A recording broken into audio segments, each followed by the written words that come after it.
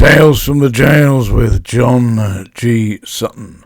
And today I'm going to talk about a very unfortunate incident at a place called HMP Prison Moorland, which is situated near Doncaster, quite close to Hatfield Prison. And it involves the death of a 60-year-old grandfather by the name of Peter Lynch. Before I do that, would you please like and subscribe? It really helps, you know. And also, don't forget, if you've got any comments, opinions, insults you'd like to share with me, I don't mind. But I would say this, listen, I do not delete anybody's message, no matter how insulting it might be. And there have been one or two. Yeah, I don't mind. Listen, I'm a big boy. You want to let me have it? Give it to me down there in the comments. I won't delete it, but YouTube seems to do so. If you're going to use profanities, expect it to get deleted, not by me, because you can't insult me, I'm too ignorant. Brian London said that. The boxer, you know, when he was fighting Muhammad Ali. Anyway, listen to this. We're talking about the unfortunate, terrible death of a man called Peter Lynch. Now, Peter Lynch was involved in they said it was a riot, it was a demonstration, it was a protest, and he was holding a placard up, apparently saying that the politicians were corrupt, the judges were corrupt, the police were scum, he said. I mean, these are opinions that he's entitled to have. I mean, I can't say that I personally condone them. And my father was a police officer, my brother was a detective inspector, you know, and I've been in the prison service. I don't particularly view the police that way.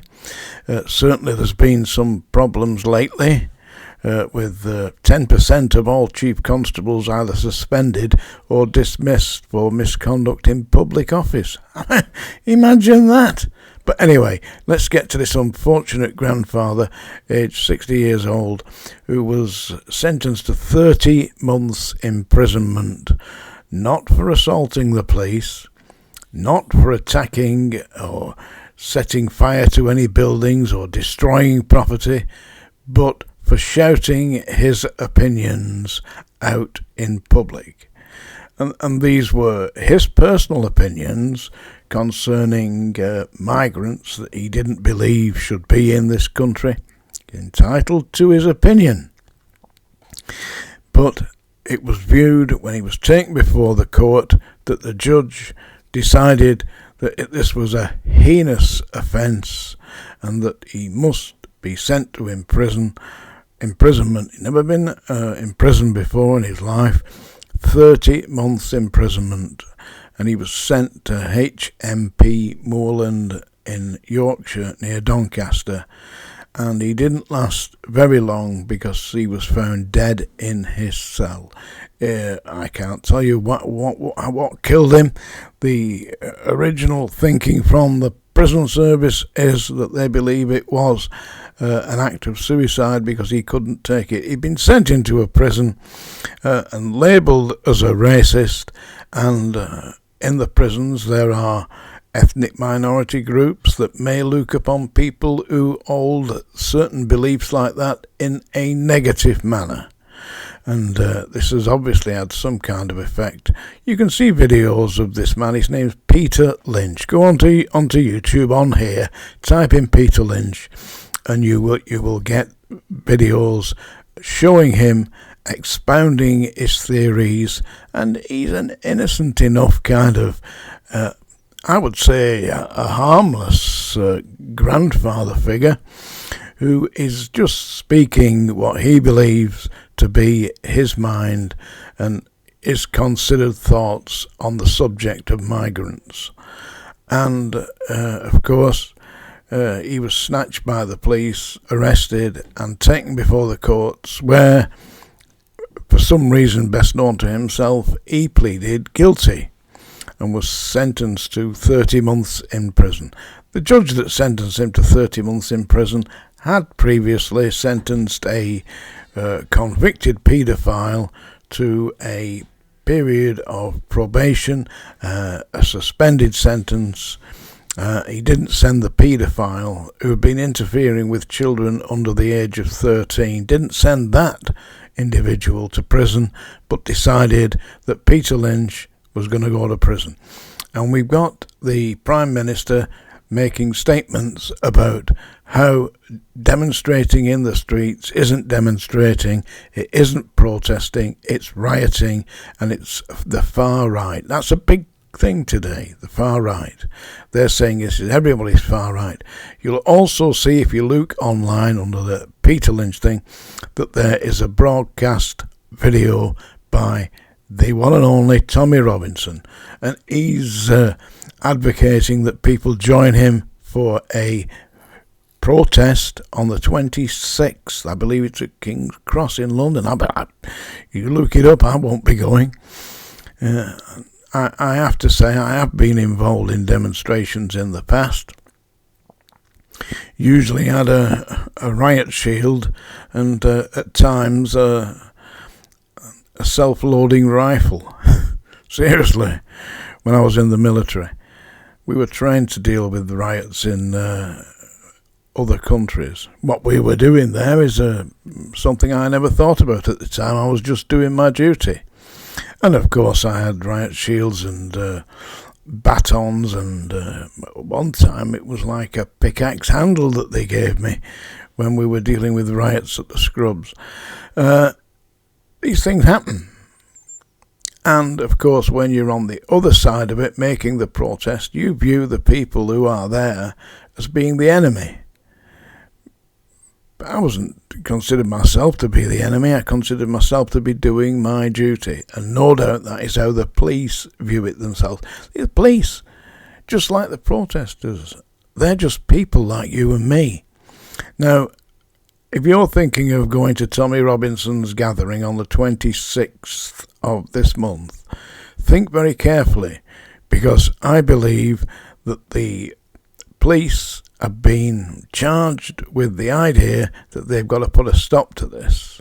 Obviously, they've emptied the prisons out, so there's plenty of prison cells available now. Well, there's sufficient, because they're releasing house burglars, they're releasing drug addicts, they're releasing violent men. They released somebody who'd been battering his wife, and she's terrified, apparently. It was on Good Morning Britain, I believe. On the early morning thing, she was saying, I'm very frightened, he's coming out, he's a violent man. But they've allowed him out of prison. I think they've released virtually 3,000 people early, so they've got all these places ready for people who are demonstrating on the streets, and you can bet your bottom dollar that's what they're going to do. So if you're thinking of going to the protests, well, I can see that some people do want to protest, but be very careful. And if I shan't be going.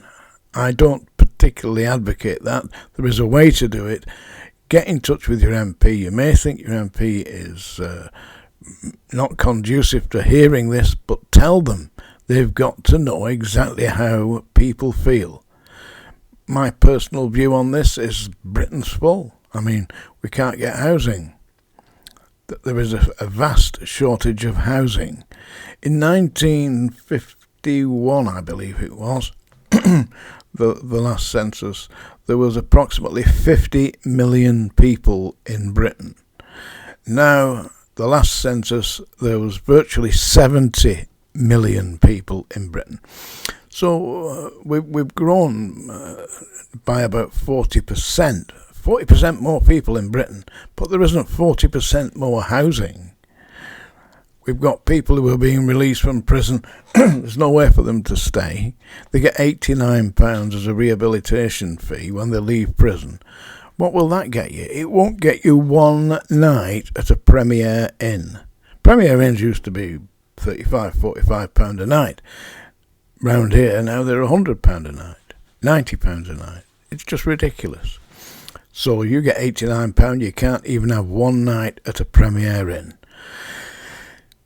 There needs to be a rethink about this. There needs to be a proper resettlement rehabilitation programme, and it isn't in place at the moment. And protesting has always been viewed by the authorities as not acceptable. And so, before you go and join Tommy Robinson on the 26th, think very carefully about it, because there isn't any doubt in my mind that there's going to be a serious incident, and that will certainly happen. If you're there, stay out of the fire. It's that time of day, folks. The song dinger has done. I'm going to sing a song about a guy who was killed in a protest, and the song that they wrote about him, it's a famous song actually. It's called Joe Hill. I've just got to see if I can get this up on the screen. Yeah, here we go. I think I'll get that now. Yeah. Here we have it. Yeah. Are you ready? Are you sitting comfortably? Then I shall begin. This is a protest song called Joe Hill. I dreamed I saw Joe Hill last night, alive as you and me. Says I, but Joe, you're 10 years dead. I never died, said he. I never died, said he. In Salt Lake City, Joe, says I'm standing by my bed. They framed you on a murder charge, says Joe. But I ain't dead, says Joe. But I ain't dead.